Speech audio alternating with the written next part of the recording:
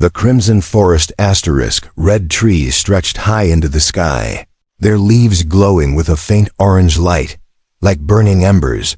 The forest was silent, too silent, except for the heavy breathing of the little alien girl running between the roots.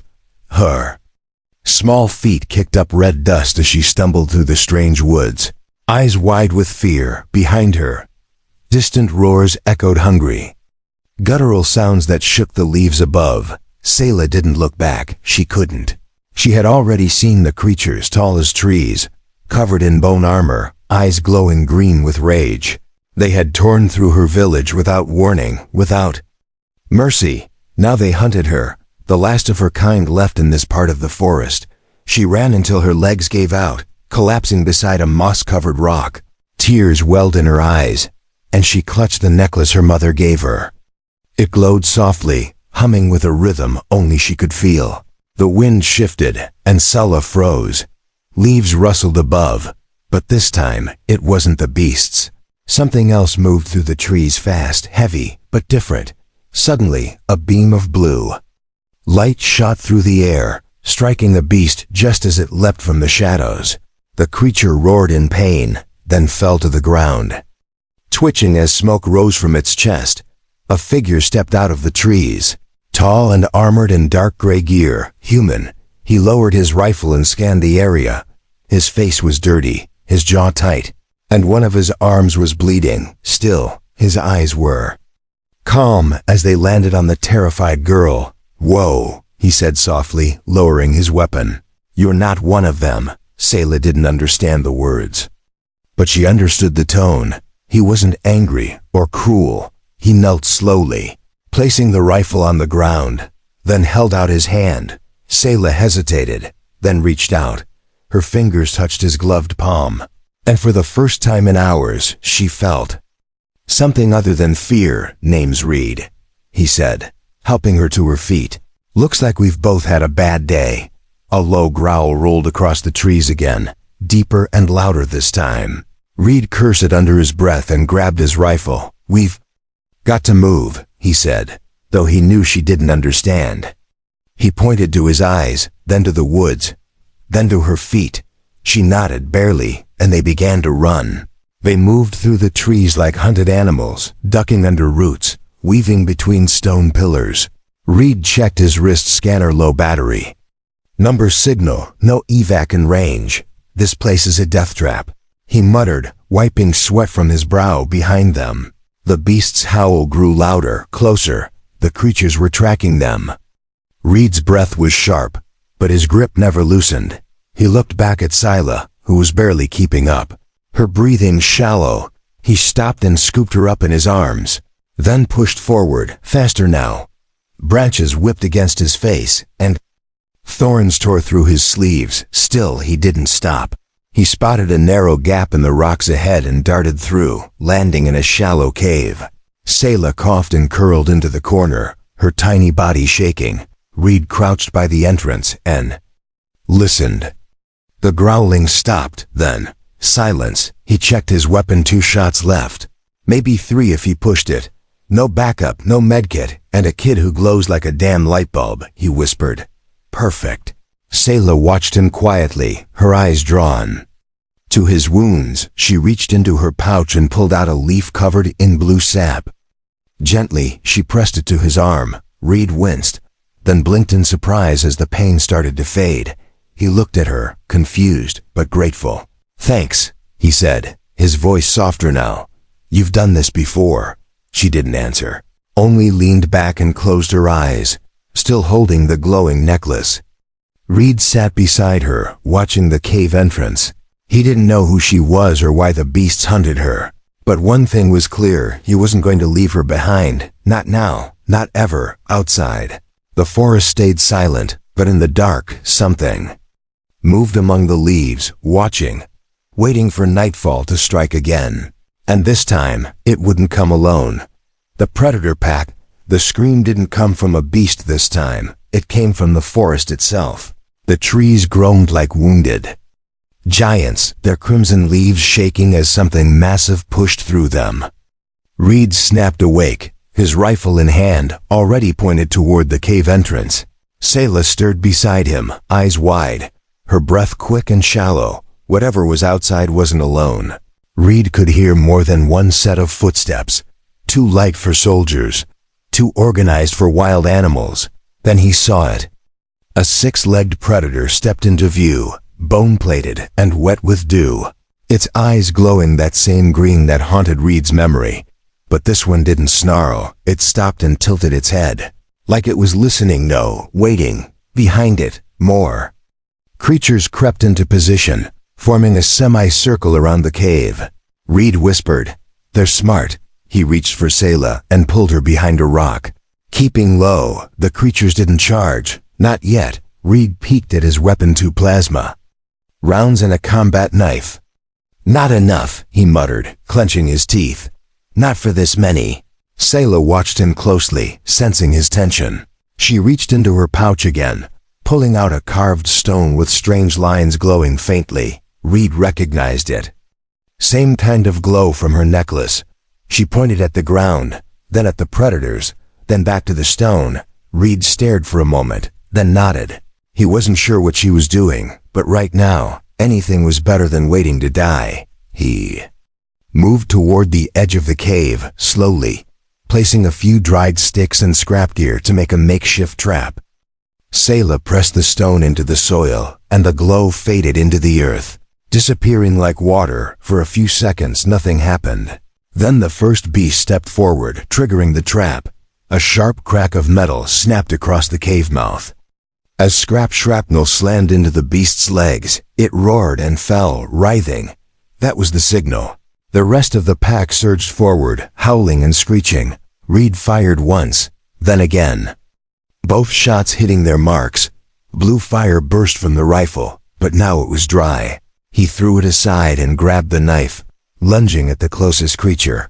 The blade bit into the beast's neck, but its armor was thick. Reed was thrown back, hitting the cave wall hard. Blood ran from his forehead, but he pulled himself up, staggering. One of the creatures rushed in only to freeze mid-charge. Its body twitched violently, then collapsed, smoke rising from its joints.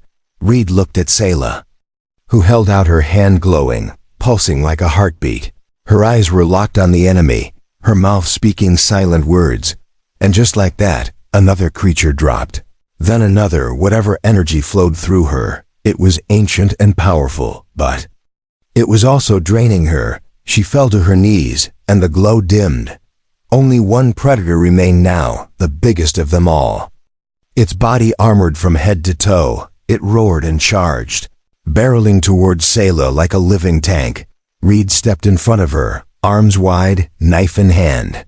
He knew he couldn't stop it, but he wouldn't move. The creature leapt, then twisted mid-air, yelping in pain. It crashed into the cave wall and slid down, twitching, then still.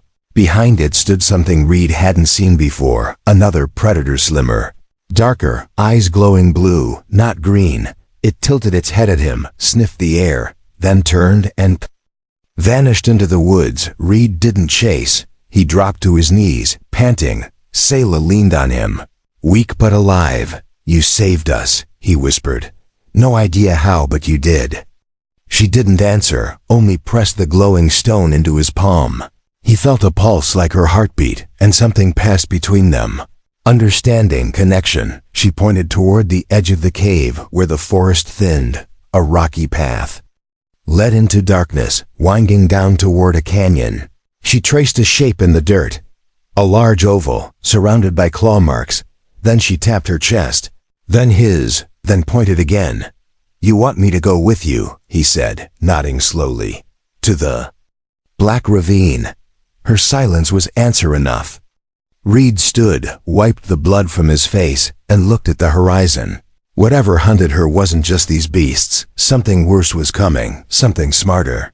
And now he was part of it too. Whether he liked it or not, he helped her to her feet. And together, they stepped out of the cave. The predator pack was broken, but the real threat had only just begun, and deep beneath the planet's surface, something had awakened, watching them both, waiting. The ravine of echoes * wind screamed through the jagged cliffs as if the world itself was trying to warn them away. Reed stood at the edge of the black ravine, staring into a shadow that seemed deeper than night. Sayla stood beside him, silent, holding her carved bone map in one hand and her glowing necklace in the other. Below them stretched a narrow path of crumbling stone, twisted roots, and bones half buried in red dirt. "This place is cursed," Reed muttered, scanning for movement. "No. Wonder even those beasts avoided it." Sayla looked up at him and gave a tiny nod she understood. And still, she stepped forward, as if something inside her was calling her downward. Reed followed without question, blade in hand, every muscle tight. The deeper they went, the colder the air became. Mist clung to the walls like spiderwebs, and every few steps, Reed heard whispers, too faint to understand, but too real to ignore. "Voices," he whispered, gripping his weapon tighter. "Are they in your head too?" Sayla touched her necklace and nodded slowly, her face pale. Suddenly, a loud click echoed from behind them. Reed spun around, weapon raised, but saw nothing. Then a second click, closer this time. A tall, thin creature stepped out from the mist. Its body long and stretched, with black metal fused into its limbs. Its face was hidden under a mask of smooth bone, and its eyes flickered with green static, but it didn't charge. It simply stood still watching. Reed held Sayla behind him, his stance ready. Then without warning, the creature touched its own chest and made a strange gesture, a circle, then a point toward Sayla. "What do you want with her?" Reed growled. The creature tilted its head and opened its hand, revealing a cracked medallion identical to Sayla's necklace. Sayla gasped and stepped forward, ignoring Reed's warning. She reached out her hand, and for a second, the creature hesitated, then vanished into the mist like smoke. Gone, as if it had never been there. Reed checked the ground. No tracks, no heat signature. "Whatever that was, it knew her," he said. "And it didn't try to kill us." They pressed on, moving carefully down the ravine. As they walked, they passed ancient stone carvings etched into the cliffs, images of Sayla's people standing beside humans, holding up strange stars. Reed paused, brushing his fingers across one of the carvings. "What is this place?" he asked, more to himself than her. "Some kind of memory? Or warning?" Sayla traced one of the stars with her hand and pointed at her own pendant. Something about her race, her blood. It was linked to whatever had happened here long ago, but before he could speak again, the ground shook beneath them. A wall of bone slid open ahead, revealing a hidden tunnel filled with pulsing green light. Reed glanced at her, and she nodded once more, as if she knew this was the way. They entered the tunnel, its walls lined with ancient machines and glowing veins that pulsed like a heartbeat. Inside, the whispers grew louder, shaping into words neither human nor alien. But Sayla could understand. She stepped forward and placed her hand against a control panel, and the tunnel lit up like a star. A giant hologram shimmered into view. It showed a city being destroyed from above, flames consuming towers, and beasts pouring in from ships. The same ships Reed saw in his nightmares. "They wiped them out," he whispered. "They wanted something. Something they feared her people had." Sayla turned and touched his chest, her fingers pressing against his armor where his heart beat strong. Then she pressed her own chest and looked into his eyes. "You protect her," she said slowly, her first word in English, spoken with pain and effort. Reed felt something twist in his gut, something old, something real. He gave a faint smile. "You're damn right." Suddenly, the hologram changed again, showing a large chamber with a sealed vault beneath the mountains. Pulsing with power, inside was a device unlike anything Reed had ever seen. A living weapon, and next to it, carved into the stone, was a figure that looked like Sayla, arms outstretched, as if holding it back. "They need her," he said, his voice low. "She's not just the key, she's the last lock." A sudden alarm blared through the chamber, cutting through the calm. Red lights pulsed inside the tunnel, and Reed's scanner flashed enemy movement approaching. Fast, he grabbed Zayla's hand, and they sprinted back toward the cave's entrance. As they reached the surface, a sleek black drone hovered in the air. Scanning the ravine, it sent a signal to orbit, then self-destructed in a flash of fire. Reed cursed. "We've been marked." Above them, clouds parted as a dark shape descended. From the sky, a ship unlike any he'd seen before. Not alien, not human, something older, and far more dangerous, and it was coming for the girl, the village that vanished. Ash floated in the air like snow, but it carried no warmth, only silence and memory. Reed stepped over the scorched earth, boots crunching on blackened wood and shattered pottery. The village lay in ruins, buried beneath broken beams and collapsed stone walls. There were no bodies, no blood, no signs of struggle, only emptiness that screamed louder than any battle. Sayla walked ahead of him, slowly, as if each step pulled a piece of her soul away. She passed the remnants of a fire pit, a fallen water jug, a woven blanket still clinging to a charred pole. This was her home once. Now it was only a graveyard with no graves. Reed scanned the area, weapon ready, but there was nothing to fight. No beasts, no drones, no soldiers, just the echo of what used to be. He approached a standing pillar carved with the symbols of her people. "Half melted from heat, I've seen war," he whispered. "But this was a message." Sayla stopped near the center of the ruins and knelt beside something buried in the dirt. She dug with her bare hands, ignoring the cuts on her fingers, until she uncovered a necklace. It matched hers, but smaller, faded. She held it close and let out a soft sound. One Reed had never heard from her before, a cry that came from her bones. He crouched beside her, placing a hand gently on her shoulder. "I'm sorry," he said, knowing words meant little here. Suddenly, a soft click echoed through the wind, followed by a flash of blue light. A small crystal embedded in the necklace glowed, and a hologram shimmered into existence in the air. A tall alien woman, regal and fierce, stood in the projection, Sayla's mother. Her voice was calm, but her eyes burned with urgency. "If you are seeing this, my daughter," the message began, "then we have failed to stop them." Reed listened carefully, his hand moving to record every word. "They came for you." The hologram continued. "Because of what you carry, because of who you are." The image zoomed out, showing Sayla as a baby, her body glowing faintly even then. "You are the last bloodline of the Vault Keepers," her mother said. "Your DNA is the final cipher." Reed looked at Sayla in shock, his thoughts racing. They weren't just hunting her, they needed her to unlock something ancient, something terrible. The hologram changed again, showing a vault deep underground, pulsing with light, its door covered in moving glyphs. The weapon below must never be activated.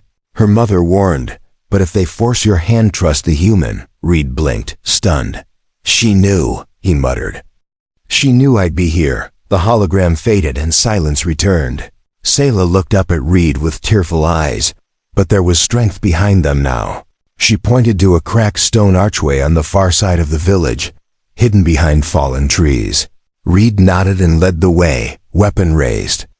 The archway opened into a tunnel carved from ancient rock, walls glowing faintly with energy lines, symbols lined the ceiling, some familiar, some alien, all pulsing with a rhythm that Sayla's necklace. As they stepped deeper, the air changed. It felt heavy, charged, like the moment before lightning strikes. At the tunnel's end was a massive door made of obsidian and crystal, covered in layers of ancient writing. Reed placed his hand on the surface, but nothing happened. Sayla stepped forward, lifting both necklaces. The glyphs reacted instantly, spinning and shifting, unlocking the pattern. The door opened with a deep hiss, revealing a spiral staircase descending into darkness. Before they could move, a low rumble shook the ground. Reed turned around just in time to see black shapes moving above the village ruins. Ships. Not just scouts this time, dropships, heavy and armed, descending like birds of prey. "They're here," Reed said, pulling Sayla into the tunnel. "And they brought an army." Explosions shook the surface as mercenaries in dark armor landed and began sweeping the ruins. One of them scanned the burned earth, then lifted a comm device. "Target confirmed," he said. The girl was here. Below, Reed and Sailor ran deeper into the earth, guided only by the pulsing lights in her glowing pendant. "We've got minutes at most," he said, checking his gear. "If they get past that door, we're done." Sailor reached the bottom of the stairs, and a vast underground chamber opened before them. It was beautiful and terrifying. The heart of the vault stood at the center, floating above the ground, spinning slowly, a sphere of living metal and light, breathing like a living thing. "Reads. Scanner overloaded just trying to read it. This is it," he whispered. "The thing they're willing to kill entire planets for." He turned to Sayla, eyes burning with a hard truth. "You're the only one who can stop it from falling into their hands." Her hands trembled, but she stepped forward, closer to the core, above them. The heavy door rumbled again. Something was forcing it open from the outside. Reed raised his blade, ready to fight until the end, but Sayla had already made her choice. She placed both necklaces into a socket near the base of the machine. Light erupted from the vault, and the air cracked like thunder. Above, the enemy kicked down the door, only to face a blast of energy so powerful it threw them back. The vault was waking up, and it had chosen its guardian, the human stand. The silence broke with the scream of metal tearing apart. The vault's upper doors exploded inward as the first wave of mercenaries stormed into the chamber. Weapons raised, armor glowing with hostile intent. Reed didn't wait for orders. He pulled Sayla behind a steel support beam, shoved a fresh power cell into his plasma blade, and exhaled once. Then he charged. The first merc fell before he even saw Reed coming. A single slash to the throat, armor or not, and the soldier dropped with sparks hissing from his helmet. Reed didn't stop. He moved like a ghost, fast and silent, a blur of steel and fire cutting through trained killers who had never fought a human like him. Sayla crouched behind cover, hands over her ears as the vault pulsed with rising energy, its core spinning faster with every second. Reed rolled behind a column, breathing hard, blood on his face, not all of it his. Above them, a transmission echoed through the chamber, deep and metallic. "Return the girl," the voice growled, "or Earth burns."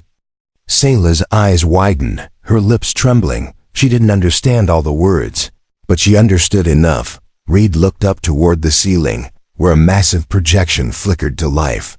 An alien warlord appeared, draped in bone armor, his face covered in a mechanical mask that glowed red with hate. "The vault is ours," the voice said. "Surrender the cipher, and you will be spared." Reed wiped sweat from his brow and spat on the floor. "Not today," he muttered. Another squad dropped in through a ceiling breach, landing hard, surrounding him in a half-circle. Reed raised his blade and stepped forward, but before the mercs could open fire, a sudden burst of blue light erupted behind them. Sayla was standing now, her necklace glowing like a star. Her eyes were no longer afraid. She raised her hand and the vault responded. A surge of energy blasted out, throwing half the soldiers across the chamber like leaves in a storm. Reed used the moment to strike again, driving his blade into the chest of another enemy, twisting it free before pivoting to the next. But the enemy wasn't giving up. A massive enforcer, 7 feet tall, dropped from the ceiling, landing between Reed and Sayla with a crash. Its fists were like steel anvils, its voice a deep growl. "You are outmatched," it hissed. Stepping toward Reed, Reed's knees buckled, but he held his ground. He raised his blade one last time, but before he could swing, Sayla stepped in front of him. She didn't speak. She only lifted her hands and pressed them to the enforcer's armored chest. The creature froze mid-step, its eyes flickering as its systems short-circuited from inside. Then it fell, silent and smoking. Reed stared, shocked, as Sayla lowered her arms and collapsed into his. She was burning with energy, her veins glowing blue, her breathing shallow. "You can't keep doing this," he whispered. "You'll burn out." She looked up at him and gave the smallest smile. Her fingers traced letters on his chest, letters that said trust, more enemies. Were coming. Reed could hear the thunder of boots from the upper levels, could feel the vault trembling beneath them, and then something changed. The chamber lights dimmed as the vault's core rose higher, drawing in energy from the walls and ceiling. Voice echoed, not from the invaders, not from Selah, but from the vault itself. Guardian accepted, it said, initiating legacy protocol. Reed turned as a platform rose from the floor behind the vault, revealing a circular console with 2 handprints, one human-sized, one shaped like Selah's. She stood again, weak but focused, and reached for the alien-shaped slot. Reed didn't hesitate. He placed his hand on the other side. The console lit up with gold light, and the core of the vault began to change. It shrank into a floating sphere, then opened into a star-shaped construct that hovered between them. The energy around it rippled like a storm barely held in place. Choose, the vault voice said. Protect the cipher, or destroy the weapon. Reed looked at Selah, who nodded toward the second option. But before he could act, a pulse hit them, an EMP blast from the enemy ship overhead. Reed collapsed to one knee, the light in the chamber flickering violently. A new figure descended from the ceiling, taller than the others, wearing a flowing black coat and a half-mask that glowed with red runes. The enemy commander, I warned you, the figure said, stepping toward the platform. Now Earth will pay. Reed stood bloody and shaking, blade still in hand. No, he growled. We'll stop this right here. The vault flared again, wrapping both Reed and Selah in a shield of pure energy. The commander charged, but this time, Selah didn't just defend. She reached out with both hands and unleashed a wave of power that tore across the floor like a tidal wave. The chamber shook as the platform lifted them into the air, surrounding them with light, and then everything went white. The DNA war asterisk, the light faded slowly, like morning peeling back the night. When Reed opened his eyes, he wasn't in the vault anymore. He was floating weightless inside a dome of stars. Surrounded by glowing strands of golden code, Selah hovered beside him, her eyes closed, her body still. The vault had brought them somewhere else, not physically, but mentally, inside its core, inside its memory. A voice filled the air, gentle but vast. You carry 2 codes, it said, one of destruction, one of renewal. Reed tried to speak, but the words formed in his head instead of his mouth. We didn't come here to destroy, he thought. We came to protect her. The golden strands shifted, revealing images from ancient times, worlds burning, civilizations falling, alien empires rising and collapsing, all centered around one thing: DNA. The weapon wasn't a bomb, it was a rewriting tool, a machine designed to alter life on a genetic level, to either uplift or annihilate entire species, and Selah's blood was the key. She was descended from the original Vault Keepers, a race chosen to guard this power, not to use it, but to keep it from those who would. But that legacy had been betrayed. And now the enemy knew the secret. Outside, in the real world, the vault's pulse intensified, sending tremors through the mountain. Enemy ships circled overhead, unable to pierce the energy dome, but charging weapons just the same, inside the chamber. Mercenaries regrouped, ready to strike the moment the vault weakened. Reed and Selah began to descend back into their bodies, golden light still flickering around them. The platform lowered them gently to the chamber floor. Reed looked down at his hands. They glowed with the same energy he saw inside the vault. Selah opened her eyes slowly, her skin marked now with faint silver lines, the legacy of the Vault Keepers awakening inside her. She's changing, Reed whispered, becoming something new. A voice echoed again, not the vault, but the enemy commander, speaking from the edge of the platform. You access the core, the commander said. So you understand why we must take her. Reed stepped forward, blade drawn. You're not taking anyone, he said. You don't understand what this place really does. We do, the commander replied, his tone sharp. That's why we must control it, before Earth does. The truth landed like a stone in Reed's chest. This wasn't just about Sayla. It wasn't just about her people. This was a war of biology, of who would control the next evolution of life in the galaxy. The enemy didn't want to destroy Earth. They wanted to rewrite it, to make it obedient, compatible, conquerable. Reed looked at Sayla, then at the core. "We have to stop it," he said. "Not just protect it, shut it down." Sayla stepped forward and placed her hand over the console. The symbols around the chamber began to dim, one by one. But then her hand began to tremble, her body swaying. The transformation was accelerating, too fast, too much. "She's not ready," Reed said, grabbing her shoulders. "It's killing her." A solution formed in his mind, wild and dangerous, his DNA, human. Foreign could stabilize hers, even for a short moment. He pressed his hand over hers, and the console flared with a new color, silver and blue twisting together. The vault paused, responding, recognizing the fusion of two bloodlines. It recalculated, adjusted, and then obeyed. The core floated upward, its energy spiraling inward like a star collapsing in reverse. A final voice echoed across the chamber, deep and final. "Vault sealed, weapon deactivated, cipher integrated." Sayla collapsed into Reed's arms. Unconscious, her breathing faint but steady, the enemy screamed in rage, opening fire on the platform. Reed turned just as the vault shield collapsed, too late. A bullet struck his side, knocking him to the floor. Pain ripped through him, but he held Sayla close, shielding her with his body. Then a blinding blue flash erupted from the ceiling. The energy pulse released by the vault shot upward into the sky. In orbit, enemy ships were hit instantly. Systems crashing, weapons melting, engines locking. All across the battlefield, the enemy forces dropped their weapons, unable to fight, disabled. Not by violence, but by biology. Their DNA was no longer compatible with their weapons. The vault had disarmed them without shedding a single drop of blood. Reed coughed hard, the pain in his side pulsing like fire. He looked down at Sayla, who blinked slowly, life returning to her eyes. "You did it," he whispered. "You saved them all." She reached up and touched his face. Her fingers warm, her smile faint. But the look in her eyes said more than words could. This wasn't the end. The war might be over, but something new had begun, and whatever came next, humanity wouldn't face it alone.